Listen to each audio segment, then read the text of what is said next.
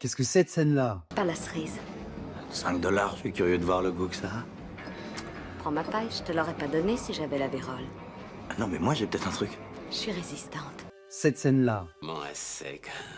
Est-ce qu'on pourrait me faire crédit dans ce troquet? Le crédit que vous voulez, monsieur Torrance. C'est chouette. Je t'aime bien, Lloyd. Et cette scène-là. Vous ne me dites pas d'abord de quoi il s'agit? Avant que je décrive ce travail, je veux être sûr que vous serez de taille. Pourquoi? Disons que ce n'est pas 100% légal.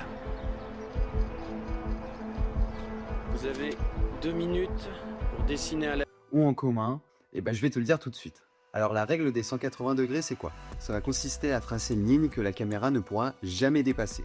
Alors toi, tu vas me dire, pourquoi justement la caméra ne va pas la dépasser? En fait, c'est simple, c'est justement pour ne pas perdre le spectateur.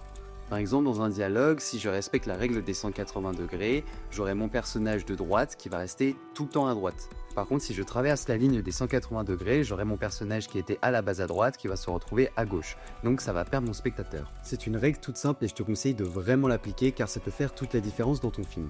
En revanche, il existe des exceptions à cette règle. La caméra peut évidemment traverser la ligne, mais c'est souvent un choix du réalisateur, pour justement souligner le changement d'ambiance, ou alors pour mettre en avant un côté du personnage qu'on n'avait pas vu. Ça peut être par exemple une personnalité bien plus sombre que ce que l'on pensait au départ. Voilà, c'était une règle vraiment simple, mais c'est quand même la base au cinéma. Donc si elle t'a plu, n'hésite pas à t'abonner, et moi je te dis à demain. Ciao.